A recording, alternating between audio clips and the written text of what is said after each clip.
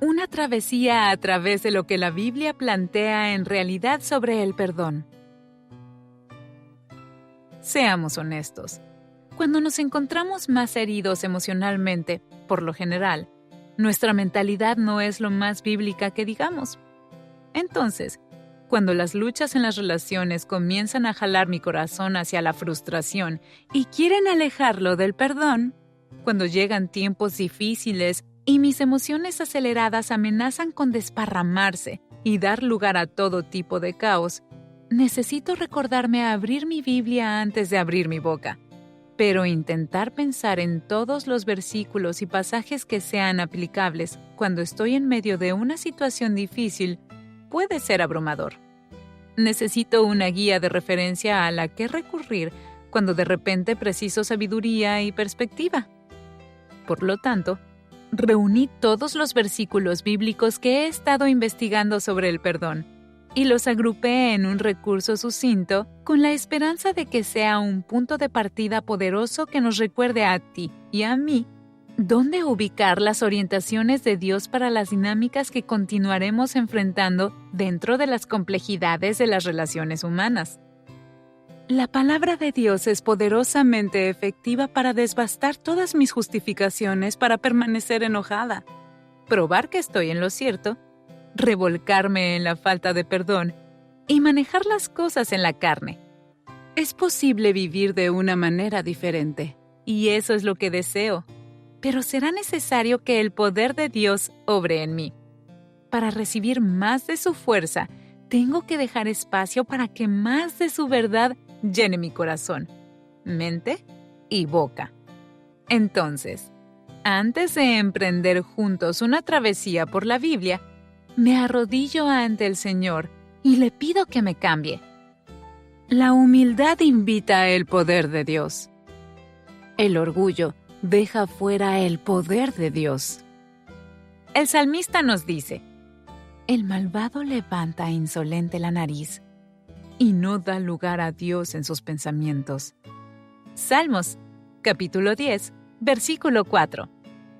Esto no tiene como intención, en modo alguno, condenarnos por lo que no hemos hecho en el pasado. Más bien, tiene como objetivo arrojar luz sobre lo que es posible en el futuro. Las convicciones de Dios ayudan a transformar la forma en que procesamos, actuamos, reaccionamos, hablamos y nos relacionamos unos con otros. No es una carga que debemos agregar a nuestras dificultades, sino todo lo contrario. Es el camino a la libertad.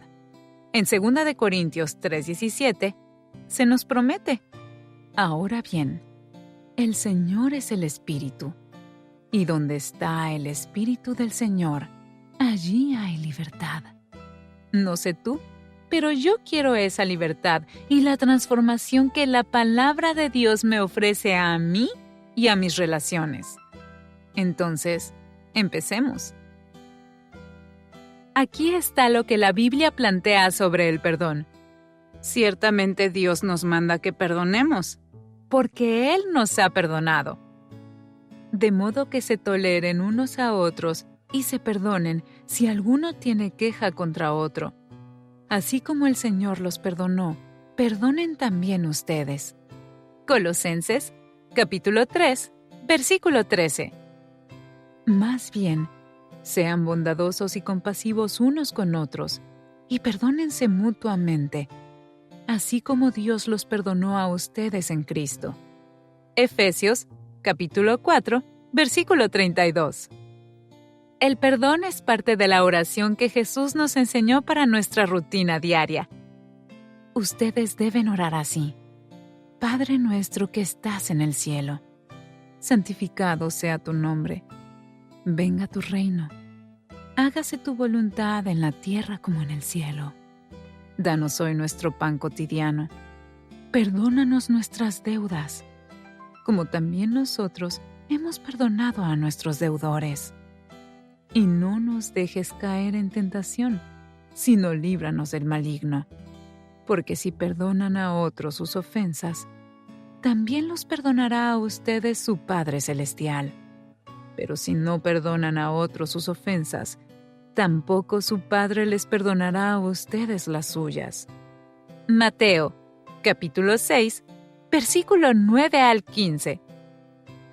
Existe una conexión innegable entre lo que realmente creemos que es verdad sobre el perdón vertical y nuestra disposición a extender el perdón horizontal.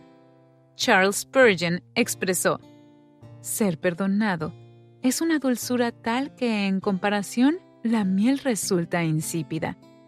Sin embargo, hay una cosa más dulce aún, y es perdonar. Como hay más bendición en dar que en recibir, de este modo perdonar te eleva a una experiencia más sublime que ser perdonado. Sé que el perdón puede ser intensamente difícil. Puede parecer uno de los mandamientos más injustos de Dios. No obstante, debemos recordar quién nos pide que perdonemos. Dios es el Padre misericordioso y Dios de toda consolación.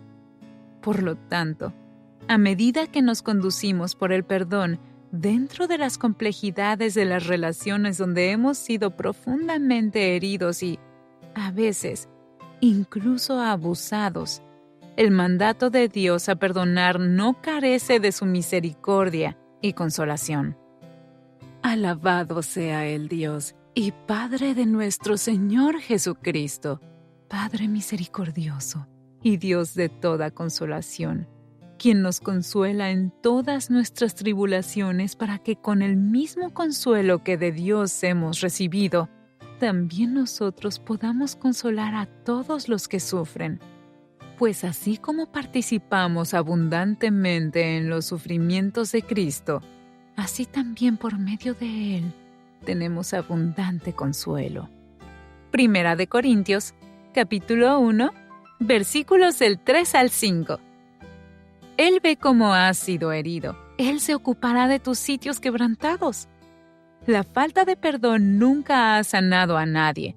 La falta de perdón nunca ha mejorado el dolor de nadie. La falta de perdón nunca ha enmendado un corazón quebrantado. Pero, ¿y el Dios que a la vez da y exige perdón? Él sí ha hecho todas esas cosas. Él es nuestro sanador. Restaura a los abatidos y cubre con vendas sus heridas. Salmos, capítulo 147, versículo 3. Dios no solo nos sana, sino que nos ha dado su Espíritu para que more en nosotros y nos ayude en nuestra debilidad. Cuando el perdón parezca imposible, podemos pedirle al Espíritu que interceda a nuestro favor y nos ayude. Asimismo, en nuestra debilidad el Espíritu acude a ayudarnos. No sabemos qué pedir, pero el Espíritu mismo intercede por nosotros con gemidos que no pueden expresarse con palabras. Y Dios, que examina los corazones, sabe cuál es la intención del Espíritu, porque el Espíritu intercede por los creyentes conforme a la voluntad de Dios. Ahora bien, sabemos que Dios dispone todas las cosas para el bien de quienes lo aman, los que han sido llamados de acuerdo con su propósito. Romanos, capítulo 8, versículo 26 al 28. Perdonar no significa que el que te hirió queda liberado de las consecuencias de su pecado, pero sí significa que, al confiar en que Dios aplicará su justicia con las medidas apropiadas de misericordia, estamos rechazando llevar la carga de vengarnos nosotros mismos. ¿Y la persona que te dañó, abusó de ti, o desechó los votos y las promesas que te hizo? El perdón no la exonera, ni tampoco en poco el dolor que te causó. Sin embargo, sí te libera de permitirle que lo que hizo te cause más dolor. Ya has sufrido bastante. Ponlo en las manos de Dios. Deja espacio para que Él haga lo que solo Él debe hacer. No tomen venganza, hermanos míos, sino dejen el castigo en las manos de Dios, porque está escrito: mía es la venganza, yo pagaré, dice el Señor. Romanos, capítulo 12, versículo 19. A Jesús lo trataron con injusticia y crueldad. Sin embargo, no tomó represalias. Simplemente dejó que Dios tuviera la última palabra. Cuando proferían insultos contra él, no replicaba con insultos. Cuando padecía, no amenazaba, sino que se entregaba a aquel que juzga con justicia. Primera de Pedro, capítulo 2, versículo 23. Y debemos seguir los pasos de Cristo. Para esto fueron llamados, porque Cristo sufrió por ustedes, dándoles ejemplo para que sigan sus pasos. Primera de Pedro, capítulo 2, versículo 21. Sin embargo, ¿dónde se encuentran los parámetros para las situaciones complicadas donde perdonar a alguien pudiera dar la impresión de que le damos acceso continuo a que nos siga lastimando? Debemos entender que, si bien el perdón es un mandato, la reconciliación solo se alienta según sea posible. Si es posible, y en cuanto dependa de ustedes, vivan en paz con todos.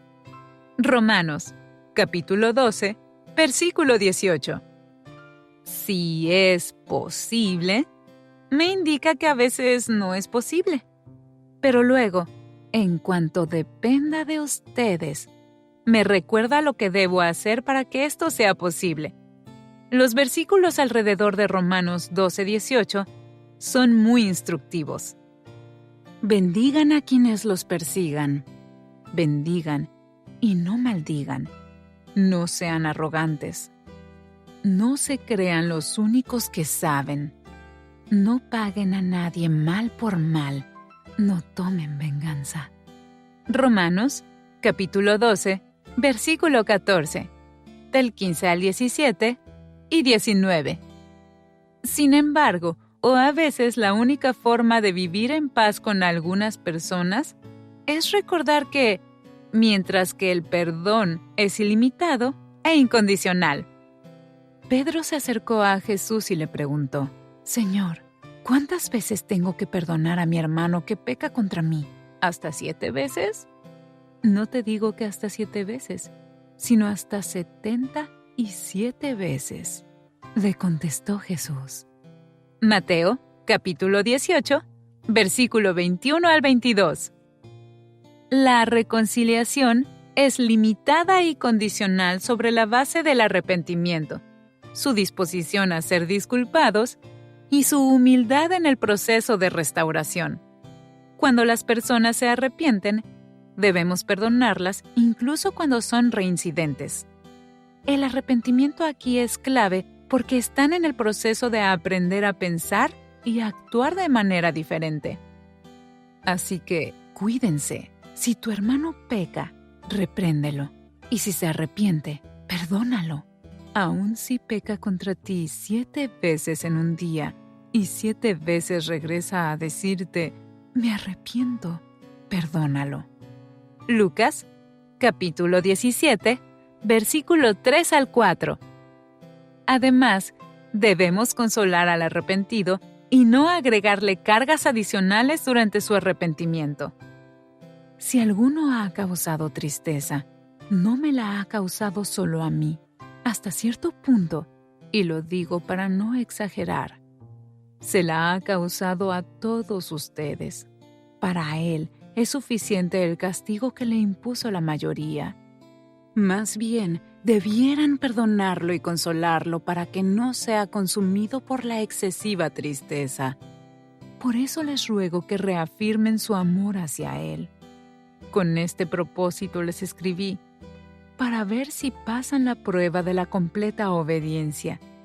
A quien ustedes perdonen, yo también lo perdono. De hecho, si había algo que perdonar, lo he perdonado por consideración a ustedes en presencia de Cristo, para que Satanás no se aproveche de nosotros, pues no ignoramos sus artimañas. Segunda de Corintios, capítulo 2, versículos 5 al 11. Recuerda, la reconciliación bíblica exige el arrepentimiento auténtico y mediante él se demuestra. Fíjate en la disposición de la persona por corregir las cosas. Pero Zaqueo dijo resueltamente: «Mira, Señor, ahora mismo voy a dar a los pobres la mitad de mis bienes, y si en algo he defraudado a alguien, le devolveré 4 veces la cantidad que sea». Lucas, capítulo 19, versículo 8. No obstante, si se rehúsan a escuchar, no pueden ser disculpados, lo que anula el proceso de restauración, y debes hacer lo que Mateo 18:17, Nueva Traducción Viviente, manda. Trata a esa persona como a un pagano o como a un corrupto cobrador de impuestos. Pero ten cuidado de no interpretar ese último versículo como «recházalo». Lo que significa es que la relación de intimidad de hermano o hermana en Cristo, donde la confianza en su madurez hace que esa persona tenga acceso a tu vida y ejerza influencia, debe ser cambiada por una relación de tipo más misional con mucho menos intimidad. Si un creyente peca contra ti, háblale en privado y hazle ver su falta. Si te escucha y confiesa el pecado, has recuperado a esa persona. Pero, si no te hace caso, toma 1 o 2 más contigo y vuelve a hablarle, para que los 2 o 3 testigos puedan confirmar todo lo que digas. Si aún así la persona se niega a escuchar, lleva el caso ante la iglesia. Luego, si la persona no acepta la decisión de la iglesia, trata a esa persona como a un pagano o como a un corrupto cobrador de impuestos. Les digo la verdad, todo lo que prohíban en la tierra será prohibido en el cielo, y todo lo que permitan en la tierra será permitido en el cielo. Mateo, capítulo 18, versículo 15 al 18. Nueva Traducción Viviente. Jesús no desechó al recaudador de impuestos ni al pagano. Él comió con ellos y les dio testimonio y continuó llamándolos a seguir un camino mejor. Hay ocasiones en que se requiere el perdón, pero la reconciliación es perjudicial, como cuando al creyente se le permite continuar viviendo en pecado activo e influir negativamente en la iglesia. La palabra expulsar en el versículo que viene debajo significa quitar. No debes permitir que las decisiones de vida de esa persona influyan en ti ni que se mezclen en modo alguno con tus decisiones de vida hasta que se arrepientan y ya no estén en pecado continuo y activo. Pero en esta carta quiero aclararles que no deben relacionarse con nadie que, llamándose hermano, sea inmoral o avaro, idólatra, calumniador, borracho o estafador. Con tal persona ni siquiera deben juntarse para comer. Primera de Corintios, capítulo 5, versículo 11. El versículo 13 continúa diciendo: «Expulsen al malvado de entre ustedes». También hay situaciones muy claras en las que está prohibida la reconciliación. Cuando las personas son abusivas, están fuera de control y son peligrosas emocional, física y espiritualmente. Ahora bien, ten en cuenta que en los últimos días vendrán tiempos difíciles. La gente estará llena de egoísmo y avaricia. Serán jactanciosos, arrogantes, blasfemos, desobedientes a los padres, ingratos, impíos, insensibles, implacables, calumniadores, libertinos, despiadados, enemigos de todo lo bueno, traicioneros, impetuosos, vanidosos y más amigos del placer que de Dios. Aparentarán ser piadosos, pero su conducta desmentirá el poder de la piedad. Con esa gente ni te metas. Segunda de Timoteo, capítulo 3, versículo del 1 al 5. Lo que no sé es cómo darte una fórmula en cuanto a dónde están esos límites y cómo saber siempre cuándo no tener nada que ver con alguien. Para eso, tengo que confiar en que el Espíritu Santo te guiará a toda verdad, como Jesús promete en Juan 16:13. De todos modos, debemos vivir en paz con todos. Así que si no podemos hacer eso con ellos desde muy cerca, tracemos los límites apropiados para mantener la paz dentro y la amargura afuera. Busquen la paz con todos y la santidad, sin la cual nadie verá al Señor. Asegúrense de que nadie deje de alcanzar la gracia de Dios, de que ninguna raíz amarga brote y cause dificultades y corrompa a muchos. Hebreos, capítulo 12, versículo 14 al 15. No obstante, independientemente de cómo estemos respecto a la reconciliación, el perdón es lo que Jesús nos da, nos moldea y nos llama a practicar. No debemos renunciar a todas las personas. ¿Cómo sabemos si hemos llegado a conocer a Dios? Si obedecemos sus mandamientos, el que afirma que permanece en Él debe vivir como Él vivió. El que afirma que está en la luz, pero odia a su hermano, todavía está en la oscuridad. El que ama a su hermano permanece en la luz, y no hay nada en su vida que lo haga tropezar. Primera de Juan, capítulo 2, versículos 3, 6, 9 al 10. Y cuando oramos, debemos examinar nuestro corazón para ver si alberga rencores y mantenerlos limpios mediante el perdón. Cuando estén orando, si tienen algo contra alguien, perdónenlo, para que también su Padre que está en el cielo les perdone a ustedes sus pecados. Marcos, capítulo 11, versículo 25. Cuando damos nuestra ofrenda, también debemos examinar nuestro corazón. Por lo tanto, si estás presentando tu ofrenda en el altar y allí recuerdas que tu hermano tiene algo contra tu contra, deja tu ofrenda allí delante del altar. Ve primero y reconcíliate con tu hermano. Luego vuelve y presenta tu ofrenda. Mateo, capítulo 5, versículo 23 y 24. Somos llamados embajadores de Cristo y se nos ha dado el ministerio de la reconciliación entre Dios y los no creyentes. Dios reconcilió consigo mismo y nos dio el ministerio de la reconciliación. Así que somos embajadores de Cristo, como si Dios los exhortara a ustedes por medio de nosotros. En nombre de Cristo, les rogamos que se reconcilien con Dios. Segunda de Corintios, capítulo 5, versículo 18 y 20. Y para los creyentes debemos ser embajadores de la unidad de Cristo, de modo que el mundo que nos observa se sienta atraído por las obras de Dios, el amor de Jesús y la familia de los creyentes. De hecho, justo antes de que Jesús fuera crucificado, esto es exactamente lo que pidió al Padre para los creyentes: unidad. No ruego solo por estos, ruego también por los que han de creer en mí por el mensaje de ellos, para que todos sean uno. Padre, así como tú estás en mí y yo en ti, permite que ellos también estén en nosotros, para que el mundo crea que tú me has enviado. Yo les he dado la gloria que me diste, para que sean uno, así como nosotros somos uno, yo en ellos y tú en mí.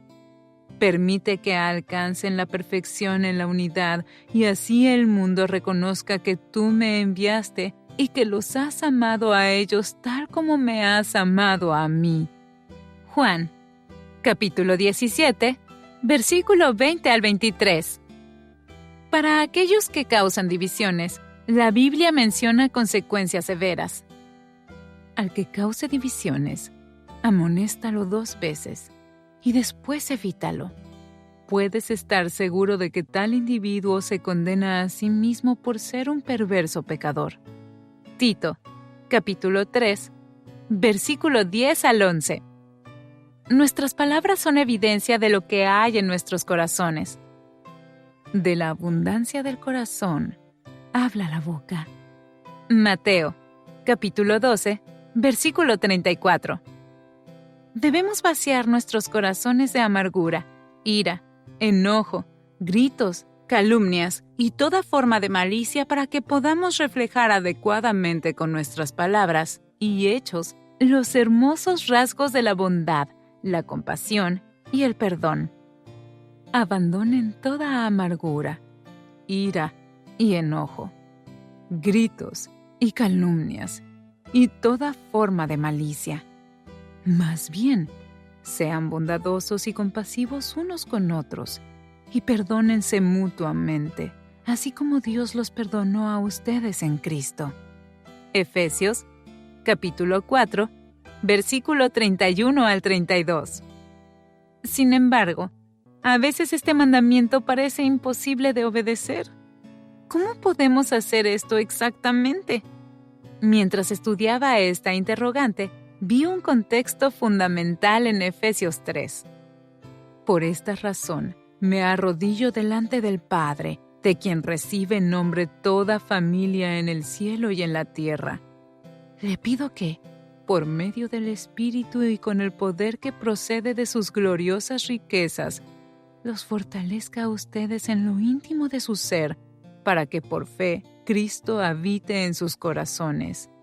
Y pido que, arraigados y cimentados en amor, puedan comprender, junto con todos los santos, cuán ancho y largo, alto y profundo es el amor de Cristo. En fin, que conozcan ese amor que sobrepasa nuestro conocimiento para que sean llenos de la plenitud de Dios. Efesios, capítulo 3, versículo 14 al 19. Quiero esto, ser llena de la plenitud de Dios para que las ofensas cotidianas no me lleven tan fácilmente a la ruina, y para poder vivir un mensaje de perdón que evidencie el poder de Dios obrando en mí y su amor obrando a través de mí. Cuantos más llenos estamos de Dios, menos y menos llenos estaremos de nosotros mismos. Cuanto más conocemos e imitamos los caminos de Dios, más humildes nos volvemos. Cuanto más humildes nos volvemos, más rápido deseamos someternos a Dios, resistir al diablo y asegurarnos de que las palabras que usamos contengan sabiduría piadosa y no amargura y egoísmo. Con la lengua bendecimos a nuestro Señor y Padre, y con ella maldecimos a las personas, creadas a imagen de Dios. De una misma boca salen bendición y maldición. Hermanos míos, esto no debe ser así. Dios se opone a los orgullosos, pero da gracia a los humildes. Así que sométanse a Dios, resistan al diablo, y Él huirá de ustedes. Hermanos, no hablen mal unos de otros. Santiago, capítulo 3, versículo 9 al 10. Capítulo 4, versículos 6 al 7 y 11. Santiago 3, 14 al 16, continúa. Pero si ustedes tienen evidencias amargas y rivalidades en el corazón, dejen de presumir y de faltar a la verdad. Esa no es la sabiduría que desciende del cielo, sino que es terrenal, puramente humana y diabólica. Porque donde hay evidencias y rivalidades, también hay confusión y toda clase de acciones malvadas. Debemos ser rápidos para escuchar, pero mucho más lentos para reaccionar. Mis queridos hermanos, tengan presente esto. Todos deben estar listos para escuchar y ser lentos para hablar y para enojarse. Santiago, capítulo 1, versículo 19. Y cuando hablemos, debemos tener en cuenta: la respuesta amable calma el enojo, pero la agresiva echa leña al fuego. Proverbios, capítulo 15, versículo 1. Y a veces es mejor no decir absolutamente nada. Sin leña se apaga el fuego, sin chismes se acaba el pleito. Proverbios, capítulo 26, versículo 20. Lo que Dios nos pide hacer a menudo parecerá extraño y opuesto a lo que nuestras tendencias humanas naturales desean, pero debemos tener la mente de Cristo en nuestras relaciones. Por tanto, si sienten algún estímulo en su unión con Cristo, algún consuelo en su amor, algún compañerismo en el espíritu, algún afecto entrañable. Llénenme de alegría teniendo un mismo parecer, un mismo amor, unidos en alma y pensamiento. No hagan nada por egoísmo o vanidad. Más bien, con humildad consideren a los demás como superiores a ustedes mismos. Cada uno debe velar no solo por sus propios intereses, sino también por los intereses de los demás. La actitud de ustedes debe ser como la de Cristo Jesús. Filipenses, capítulo 2, versículo 1 al 5. En las áreas donde uno es herido, agraviado o insultado, vemos especialmente cómo funciona la mente de Cristo, al devolver bien por mal. Pero ten en cuenta que Dios verá nuestros esfuerzos por hacer lo que Él nos pide, lo cual nos trae una bendición. No devuelvan mal por mal, ni insulto por insulto. Más bien, bendigan, porque para esto fueron llamados, para heredar una bendición. Primera de Pedro, capítulo 3, versículo 9. La única forma en que esto es posible es si vivimos como alguien que ha sido realmente vivificado en Cristo. Ya que han resucitado con Cristo, busquen las cosas de arriba, donde está Cristo sentado a la derecha de Dios. Concentren su atención en las cosas de arriba, no en las de la tierra, pues ustedes han muerto y su vida está escondida con Cristo en Dios. Cuando Cristo, que es la vida de ustedes, se manifieste, entonces también ustedes serán manifestados con Él en gloria. Por tanto, hagan morir todo lo que es propio de la naturaleza terrenal: inmoralidad sexual, impureza, bajas pasiones, malos deseos y avaricia, la cual es idolatría. Por estas cosas viene el castigo de Dios. Ustedes las practicaron en otro tiempo, cuando vivían en ellas. Pero ahora abandonen también todo esto: enojo, ira, malicia, calumnia y lenguaje obsceno. Dejen de mentirse unos a otros, ahora que se han quitado el ropaje de la vieja naturaleza con sus vicios y se han puesto el de la nueva naturaleza que se va renovando en conocimiento a imagen de su Creador. En esta nueva naturaleza no hay griego ni judío, circunciso ni incircunciso, culto ni inculto, esclavo ni libre, sino que Cristo es todo y está en todos. Por lo tanto, como escogidos de Dios, santos y amados, vístanse de afecto entrañable y de bondad, humildad, amabilidad y paciencia, de modo que se toleren unos a otros y se perdonen si alguno tiene queja contra otro. Así como el Señor los perdonó, perdonen también ustedes.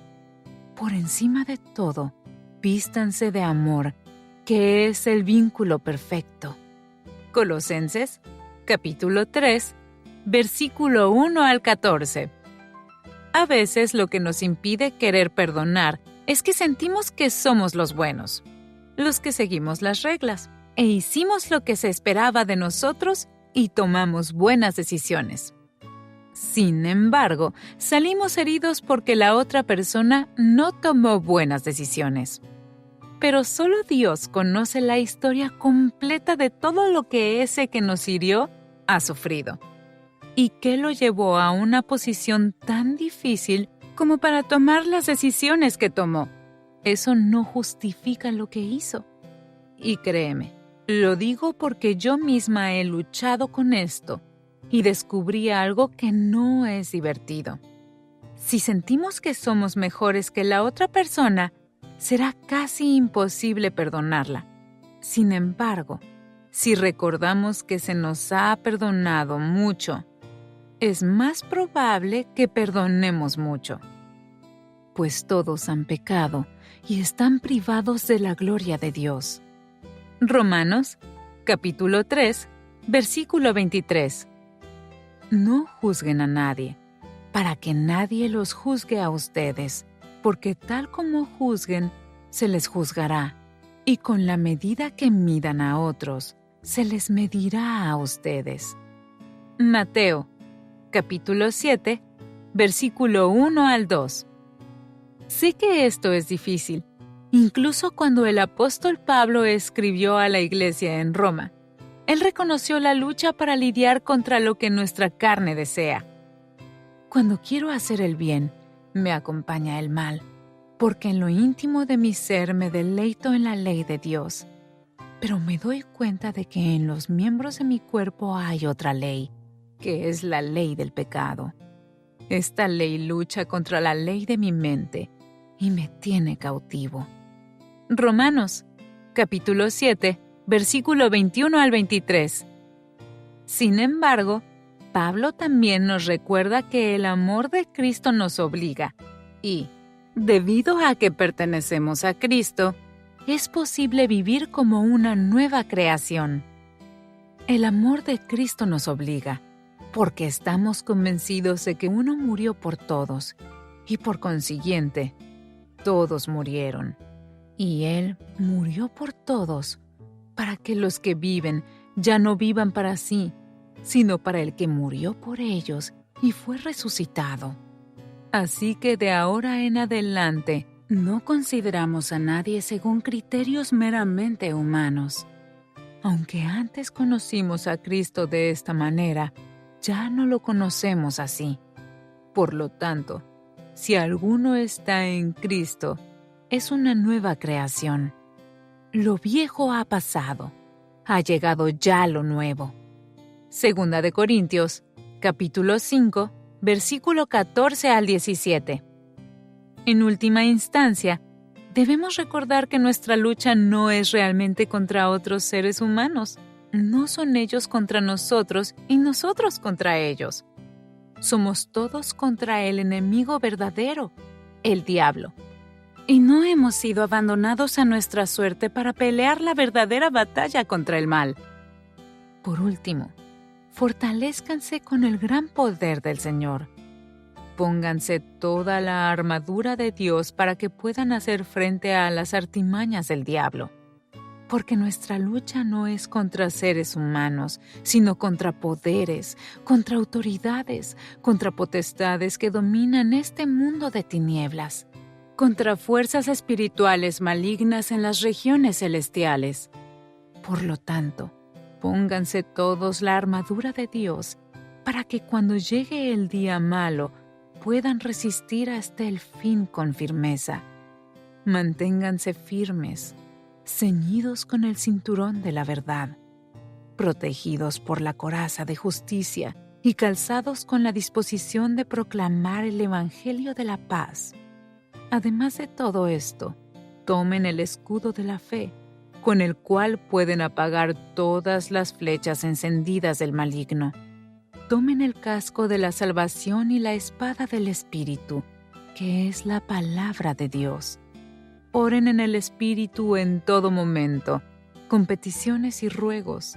Manténganse alerta y perseveren en oración por todos los santos. Efesios, capítulo 6, versículo 10 al 18.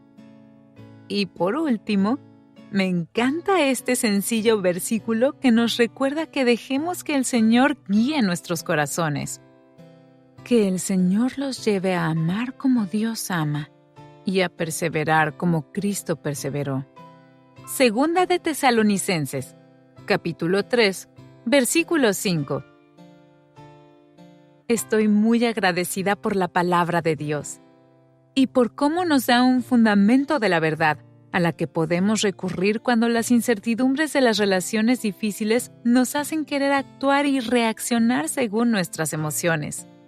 Pero, déjame quitarme el sombrero de maestra de la Biblia por un momento, extender la mano hasta el otro extremo de la mesa, tomar la tuya como amiga y reconocer que nada de esto es fácil, Sé que cuando hablamos de perdón, traemos a colación recuerdos de algunas de las cosas más difíciles por las que has pasado en toda tu vida. Entonces, por favor, debes saber que presento todo esto con empatía, ternura, gracia y oración para tu travesía. Lo único que te pido a cambio es que también ores por mí. Como he dicho antes, estamos juntos en esto. Las preguntas más frecuentes que le hacen a Lisa sobre el perdón. A veces la parte más difícil del perdón es perdonarme a mí misma. ¿Cómo lo hago? Entiendo esta pregunta. Puede ser muy difícil superar los sentimientos de vergüenza y arrepentimiento por las decisiones que hemos tomado y las acciones que desearíamos poder volver atrás y cambiar. Pero, cuando investigué el concepto de perdonarnos a nosotros mismos, me sorprendió un poco descubrir que no está en la Biblia.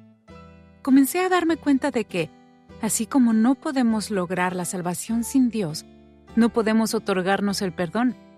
El perdón comienza con Dios. Como no somos el juez, no podemos perdonarnos a nosotros mismos. Entonces, cuando sentimos que estamos luchando con el perdón para nosotros, lo que sucede en realidad es una lucha para recibir y vivir a plenitud en el perdón de Dios. El enemigo de nuestras almas quiere que vivamos en una condenación que no viene de Dios. Y quiere que carguemos una vergüenza tan paralizante que no desearemos testificar de manera personal de la obra consumada de Jesús en la cruz. Recuerda que Apocalipsis 12:11 nos enseña que el enemigo es derrotado por la sangre del Cordero y por la palabra de nuestro testimonio.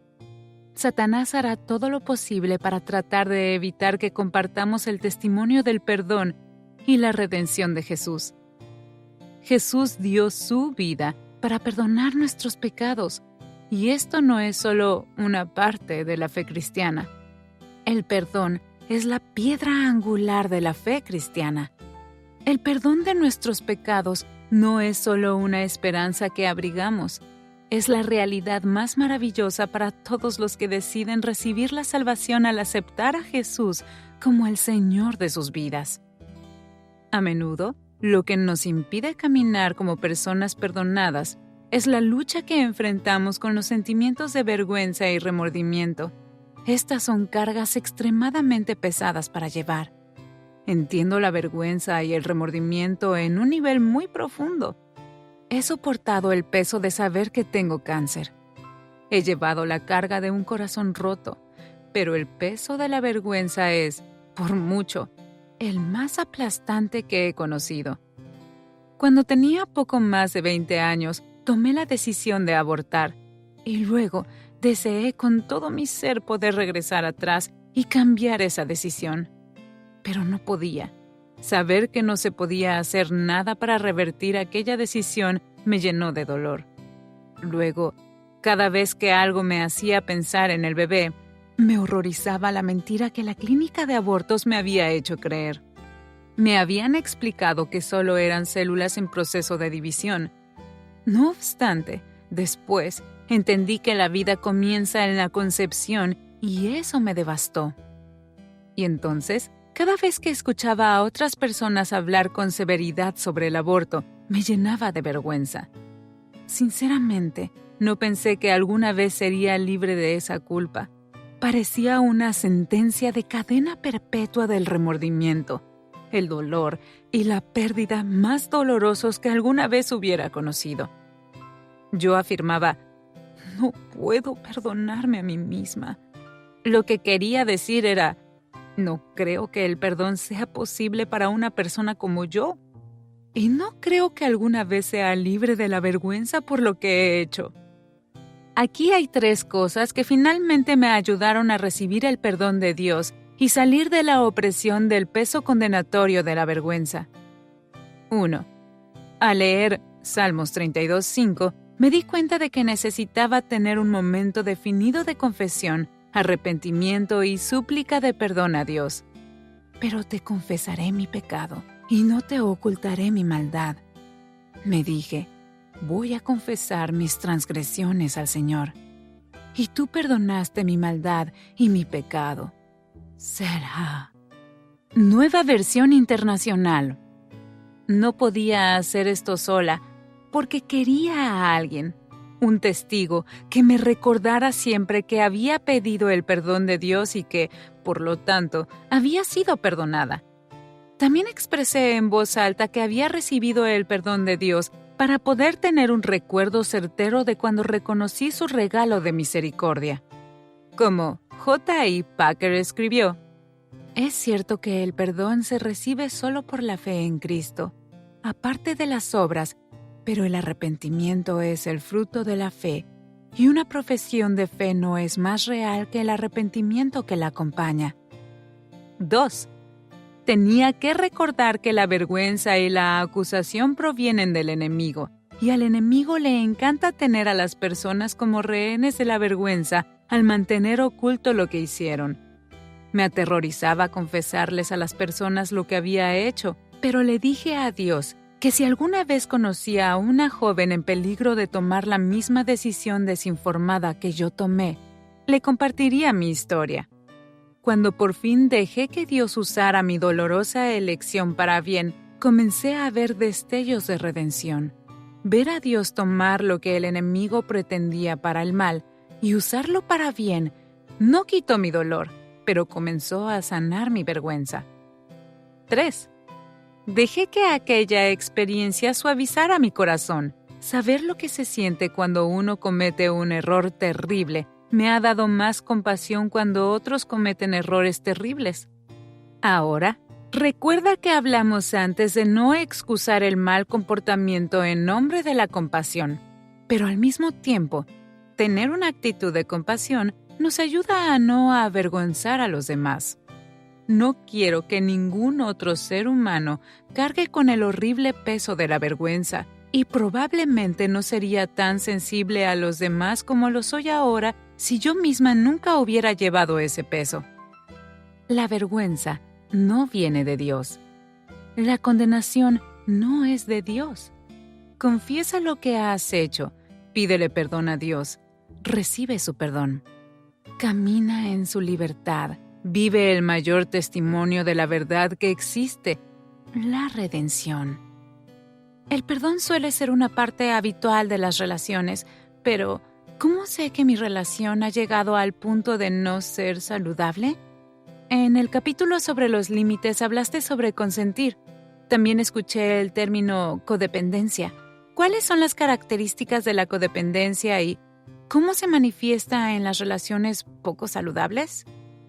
Podemos y debemos sentir empatía cuando un ser querido sufre, pero como mencionamos en el capítulo sobre los límites, cuando consentimos su mal comportamiento, en especial cuando sucede una y otra vez, sin razonar cómo nos está dañando, y soñamos con que algún día entre en razón y que lo ayudaremos a salvarse, estamos en territorio peligroso.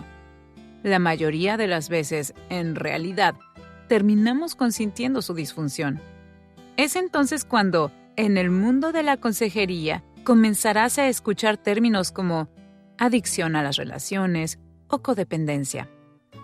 Aquí hay una cita que se ajusta con precisión a todo lo que hemos estado analizando. Otro efecto de los límites deficientes es que, si otra persona tiene un problema, querrás ayudarla hasta el punto de entregarte a ti mismo. Es natural sentir empatía y simpatía por alguien, pero los codependientes comienzan a poner a los demás por delante de ellos mismos. De hecho, necesitan ayudar y pueden sentirse rechazados si la otra persona no quiere ayuda. Además, se mantienen tratando de ayudar y de arreglar a la otra persona, incluso cuando es obvio que esa persona no sigue su consejo. Me aterrorizó el término codependiente cuando lo escuché por primera vez, porque los calificativos pueden parecer extremos, permanentes y críticos.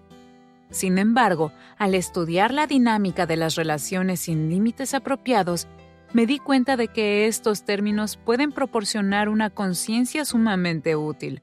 Solo un profesional puede transitar por las complejidades de identificar verdaderamente esta realidad.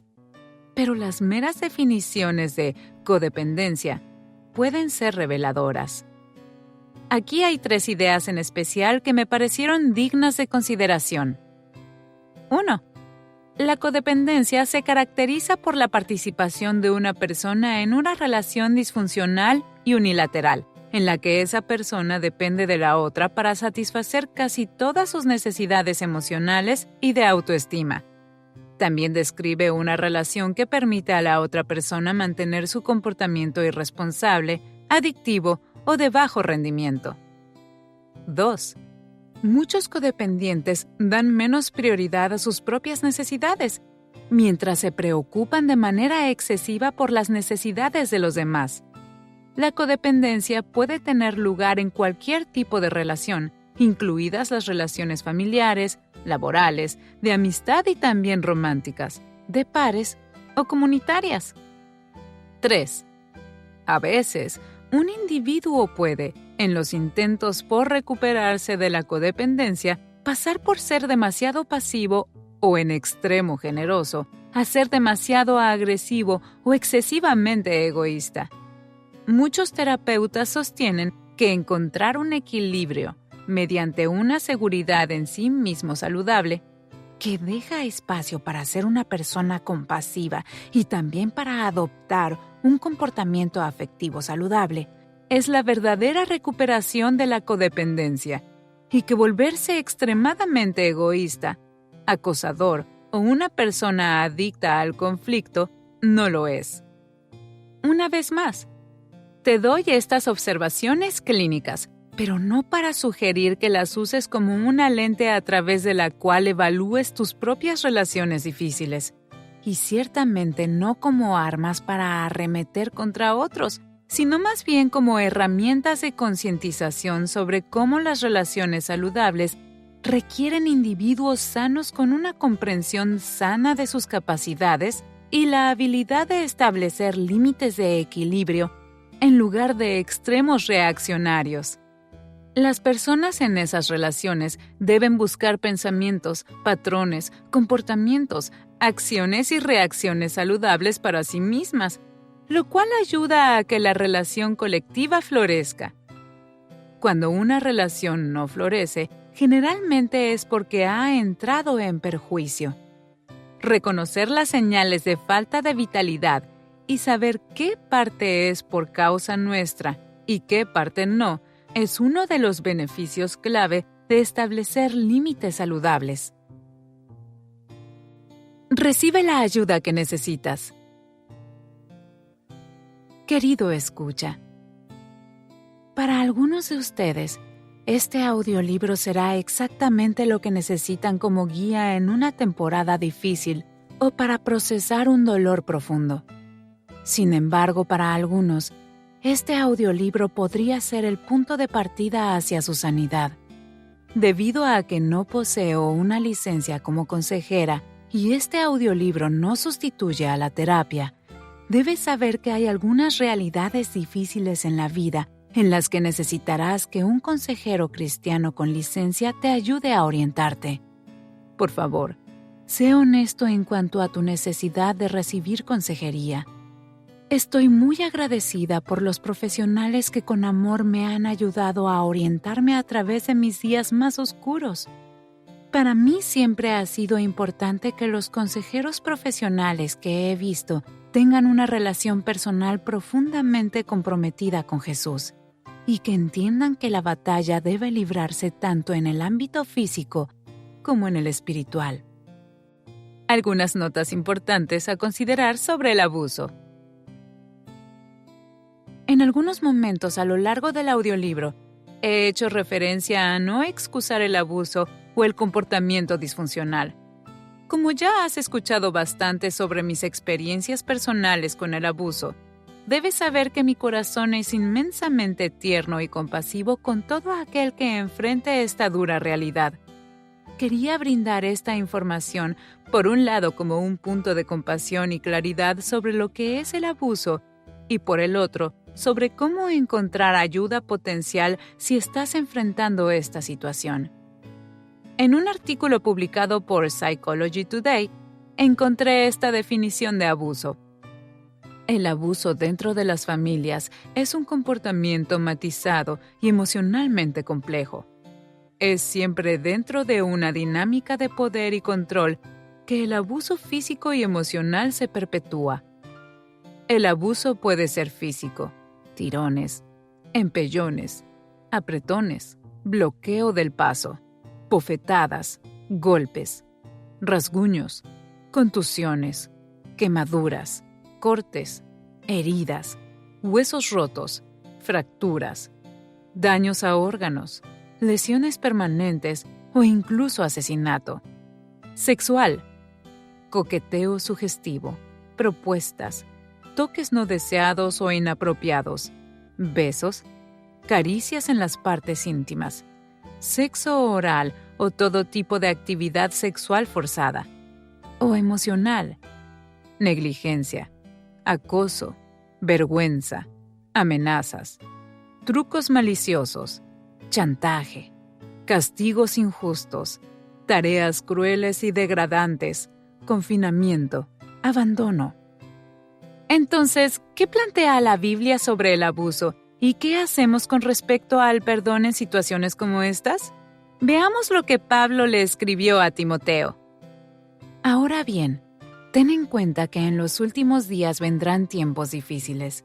La gente estará llena de egoísmo y avaricia, serán jactanciosos, arrogantes, blasfemos, desobedientes a los padres, ingratos, impíos, insensibles, implacables, calumniadores, libertinos, despiadados, enemigos de todo lo bueno, traicioneros, impetuosos, vanidosos y más amigos del placer que de Dios.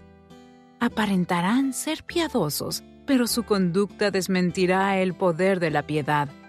Con esa gente ni te metas. Segunda de Timoteo, capítulo 3, versículo 1 al 5.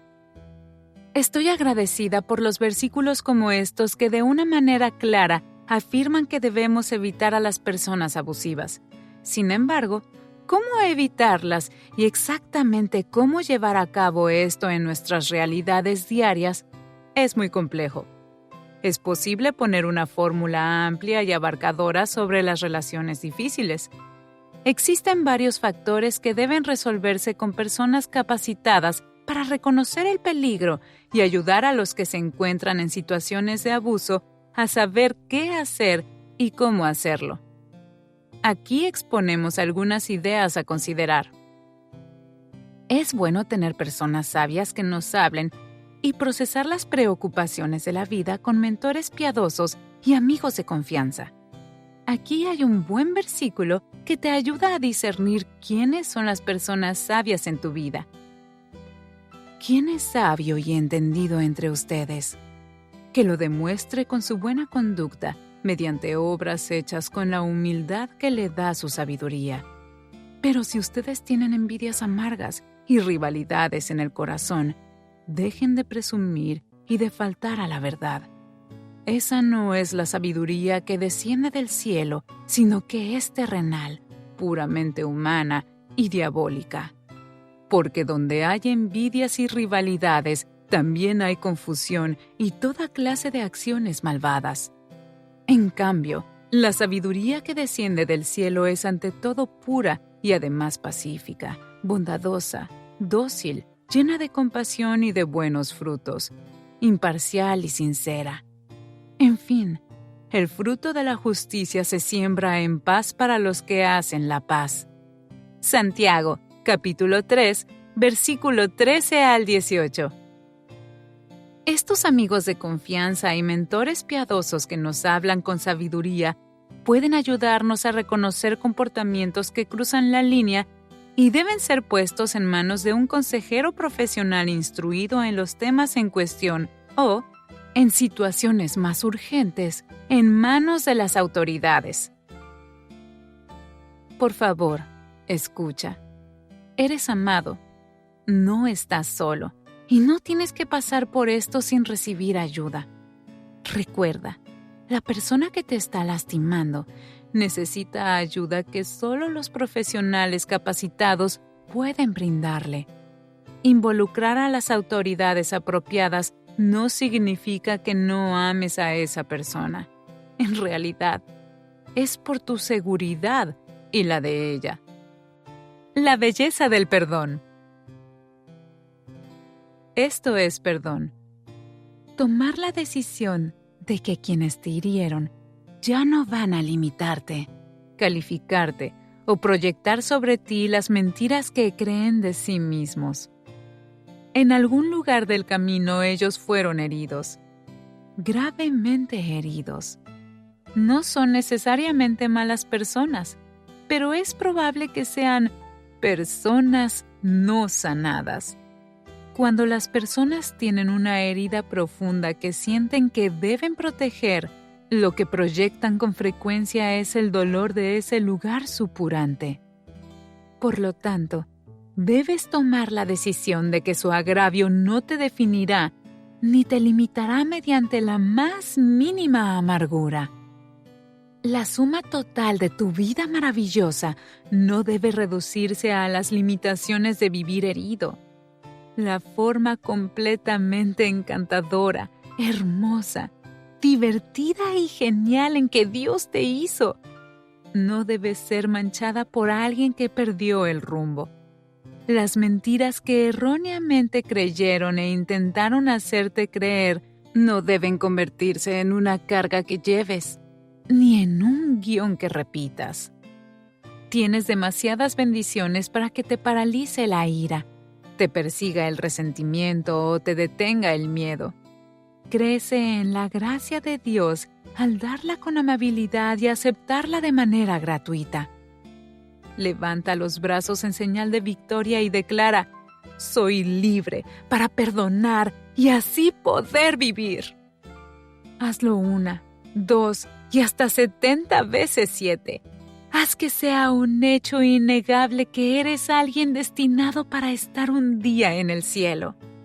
El mensaje de perdón que te atreves a declarar es la evidencia de que Jesús está en ti y que nadie podría negar.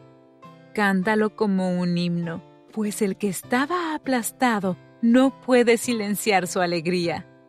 Dispérsalo como confeti, coloreando lo lívido de sobrevivir con el esplendor de prosperar. Libéralo cual la fragancia fantástica que a todos gusta y de la que siempre quieren más. Ahora pon tus dedos en tu pulso. ¿Sientes eso? Es tu corazón que late, bombea y desea que sigas hacia adelante y hacia arriba. Tu futuro está lleno de posibilidades y nuevas alegrías que no querrás perderte. Así que déjate llevar un poco por el sonido de esa canción. Ya sabes, la que, cuando su ritmo se acelera por completo, hace que sea imposible que te mantengas quieto. Y si no es una canción de alabanza, cántale a Jesús de todos modos. Danza y canta. Es hora de seguir adelante y seguir viviendo. Esto, querido escucha, es la belleza del perdón.